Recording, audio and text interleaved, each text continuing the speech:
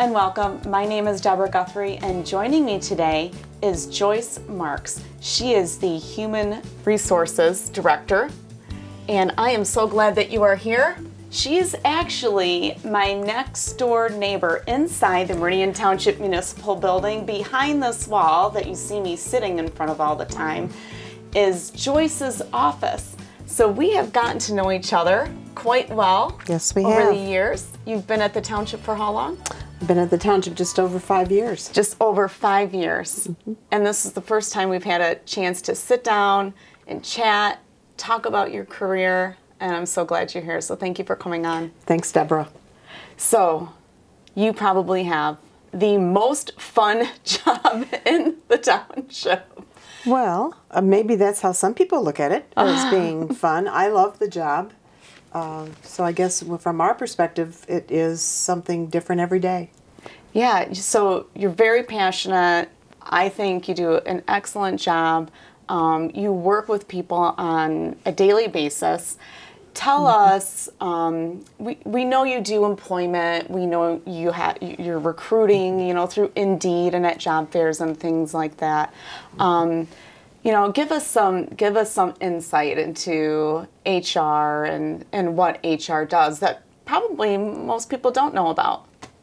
It's a great question because human resources touches every single department, touches every single person in the organization. And a lot of human resources background, if you will, the changes have been significant since the 80s. So when you look at human resources compared to 40 years ago, it is very different. We had federal laws that went into effect in the 80s, the 90s, and the 2000s that impacted all employers, public and private sector. Employment laws that protected people that we did not have before. So I found that to be during my career, which is now 43 years that I've been in this business, has been probably the most, the changes that have been in HR have been to protect employees. We had, first we had our Civil Rights Act. Part of the Civil Rights Act came sexual harassment, came out of that sexual harassment as part of sex discrimination in the 80s. The 90s, the Americans with Disabilities came into play. That protects individuals with disabilities. We never had that protection before. 1995, Family and Medical Leave Act to provide protected job leave for individuals that had family and or medical leave problems. And then today we're faced with, all kinds of amendments to those jobs, veterans protections, more disability protections. So it's become more of a position where you have to know employment law, federal, state, and local ordinances. How hard is it to implement those laws when those come into play? Do you have to change all of the contracts and the personnel policy and all of that and do some training? One of the first things that I did at the township here was to develop a personnel policy manual that had not been updated for over 20 years. So part of that manual did include an update on all employment laws. Now we expect employees to read that personnel policy manual. We have posters that are put up, mandated posters that talk about all of these federal laws. So in terms of educating people, we have the personnel policy, we have the one-on-one, and we have the ability for them to just look at the posters to really see what protections I do have as an employee. Now you oversee, I know in your career prior to Meridian Township, you were a consultant. Right. And so you worked with companies Right.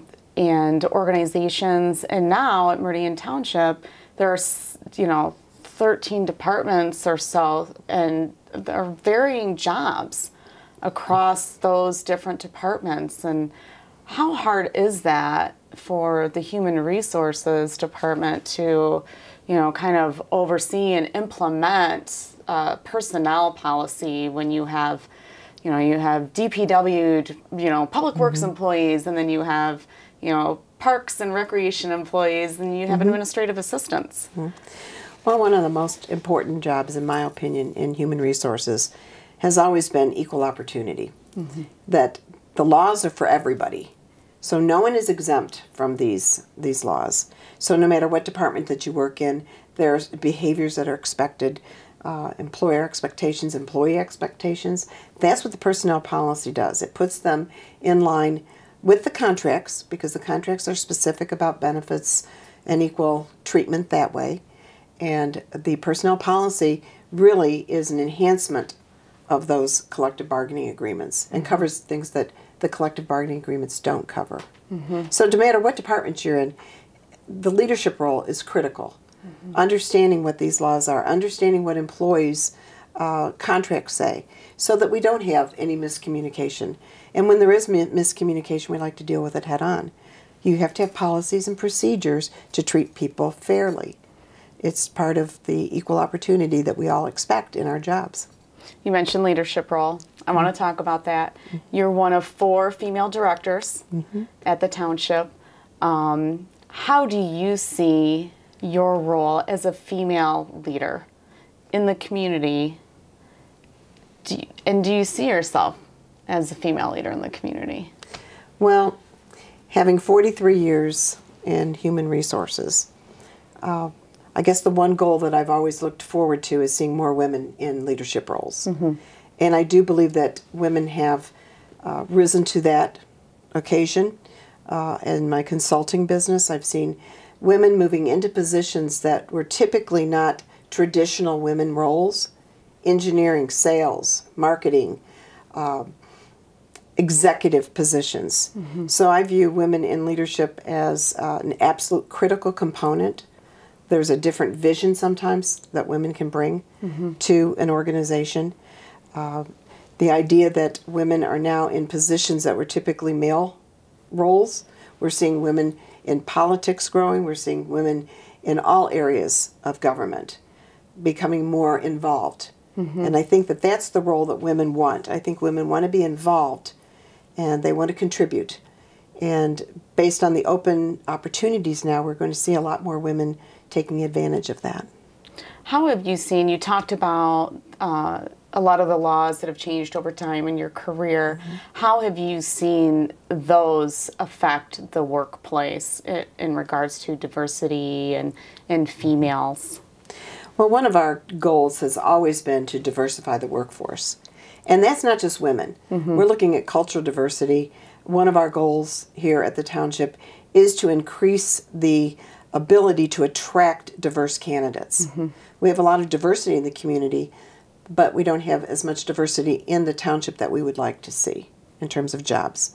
So we do go to the career fairs. We do look to leaders in the community to help us network, to get individuals familiar with what the township does. I, as an example, worked for the private sector until I came to Meridian Township. And I can say that I really wasn't that involved as just a resident. And now I look at what my role is here, and that there's a lot to get involved with, a lot of the commissions, a lot of the things that I did not understand. So I think it provides a role for women to get involved at that level too. All of the opportunities that are opening up, and the, as I said, the volunteerism.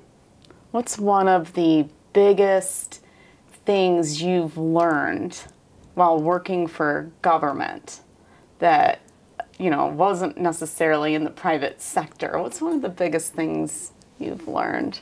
You know, I was thinking about that and hoping that you would ask that question. As a resident and as working for the private sector, I never paid too much attention about police and fire and Department of Public Works. I knew they existed, and I paid my utility bills, and I called the police if I had a problem, or I knew if the fire department would be there for me, but they were services. Now, working for the township, I see a totally different side. It's not just an emergency situation. Our public works guys are out there all the time doing things that we don't know as a resident. Now I know what some of those things are. Police and fire, the educational programs that they provide, the idea that we have neighborhood watches where we actually have police out there that really are involved with the neighborhoods. That's something that I did not experience and didn't know that much about until I started here. The citizens academies that the police do and things like that. I learned so much more about what our police and our fire and our Department of Public Works does. At Parks and Recreation, I had no idea that it took so much work to really maintain our parks and recreation. I had no idea that the communications department had a home TV station, even living in Okemos for 18 years. So those are things I learned, that there's a lot more to the township than just a building where you pay your bills and you make complaints. There's a lot more that goes on with township board meetings, getting involved with those. Never did I do that kind of thing before. If someone's watching this and hearing you say this and they're at home thinking, man, I didn't know some of that stuff either, what would be your recommendation to them for getting to know a little bit more about the township? Come to a board meeting. Come to any one of those board meetings and you're going to find out what's really going on in terms of goals, our township board goals, our Meridian Township goals in themselves. Find out what the township is headed for. What do we need from the community? We need feedback. And the only way to participate is to come to these meetings, tap into HOMTV, pay attention to what's going on in the community. There's so many ways to do that now with all the new social media that people can tap in. They can really learn about the community that they live in. So we've talked about what you've learned government-wise while you've been here. Since you've been here, what's been one of your greatest challenges? Okay, that's a really good question. I think for me, professionally and personally, it's been attracting diverse candidates to the township. We've been working steadily on that and trying to really figure out what it is about the jobs that we have, that why are we not attracting more diverse candidates to work for local government? That's been my biggest challenge. Other challenges were really putting into place a personnel policy manual that hadn't been put in place for over 20 years. And other than that, just getting to know the departments and what they do.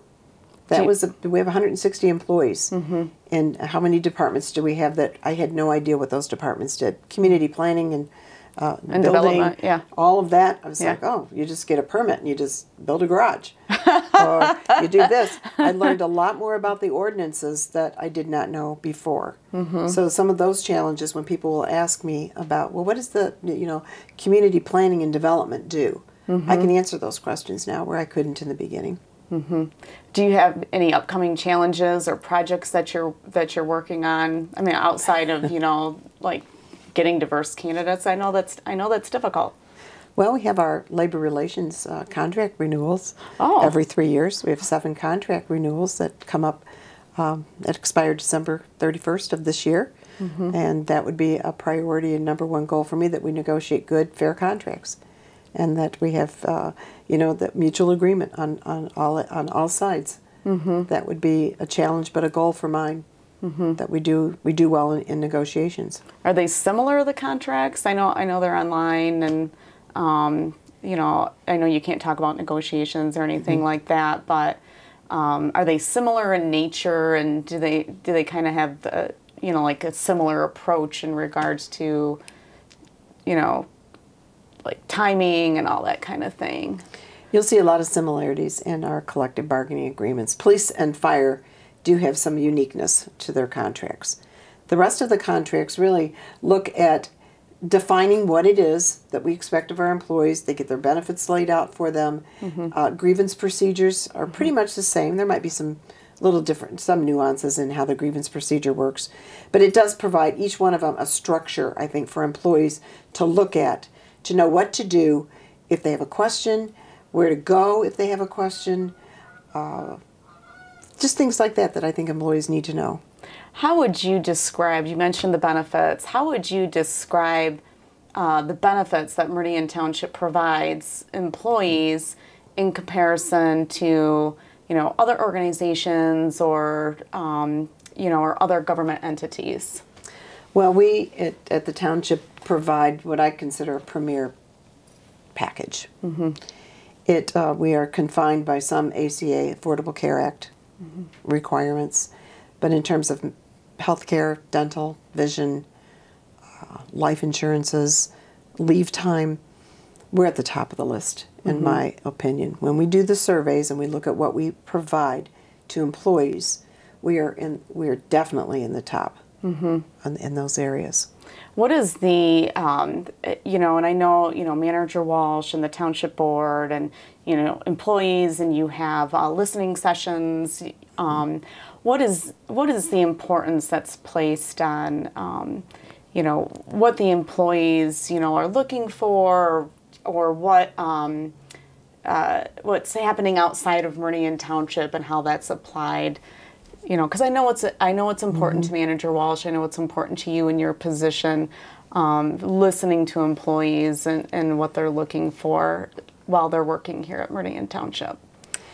Well, if I could just capture, I think the goal of these kinds of listening sessions are to really open up communication. We have an opportunity to hear from the employees, not just complaints, but even the positive things that we're doing, but what we could do better. That feedback needs to be regular. It needs to be constant feedback, not just every once in a while.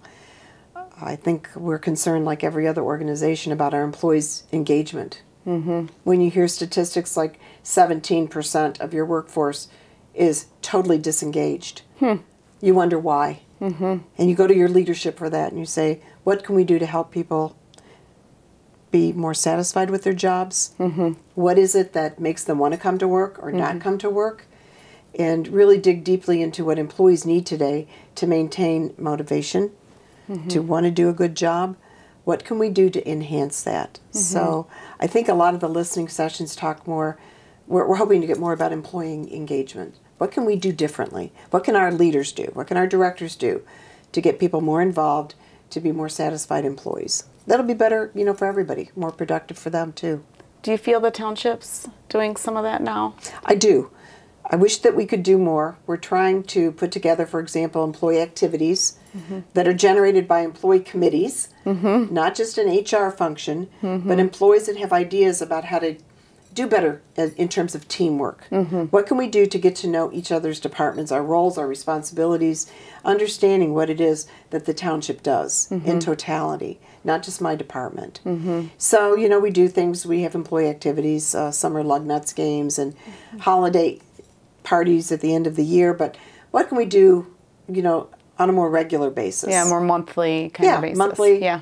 And so we're trying to put together some employee committees where employees really will be happy to be part of that and provide ideas for us for teamwork, team building. You're a hard worker. I see you working hard all the time. I'm next door. I can witness this. You have a family. I do. You have children. You have daughters. You have grandchildren. I do. They see grandma. They see mom working hard. What do you think your biggest influence is on your family and that value? Because it's valuable to see their mom and their grandma, you know, working hard like you do. Well, I'm very proud of both of my daughters. I think that my goal has been and always will be to raise them to be happy, fulfilled human beings. I think that they've seen the priorities of being balanced, a life balance between a working mom, and both of my daughters understand that there is that ability, that capability to do that, to manage and balance life and work. And so I'm hoping that my grandchildren will see that too, that grandma's there, but she does have a job, and they're understanding about that as well. So I think it gives a good role model for all of them to see not only me, but their parents working too, and working towards a goal that is really family oriented, that will provide for their families. And that was my goal all along, is to be able to provide for my children an opportunity. And I hope that both of my daughters remain and will contribute and be very strong women leaders in the roles that they pick. So since this is Female Leadership Series, what words of advice would you have for females out there in their career? You know, we could do a whole separate show on job interview techniques and resume writing and that kind of thing. We'll leave that for another show, but what words of advice would you have for females in their career? find your passion. Going to college to get a degree, where is it going to lead you? What is it that really drives you? What is it something internally that's driving you that you know that you can be a good contributor, that you will make a difference? And for me, that started when I was very young. My career interests have always been working with people, but also in an administrative or executive role. And I think that if you work hard at it and you really are committed to it, that you go looking for things and things will be presented to you. Thank you, Joyce. You're welcome, Deborah. I want to thank you for coming on, and I want to thank you for watching this episode.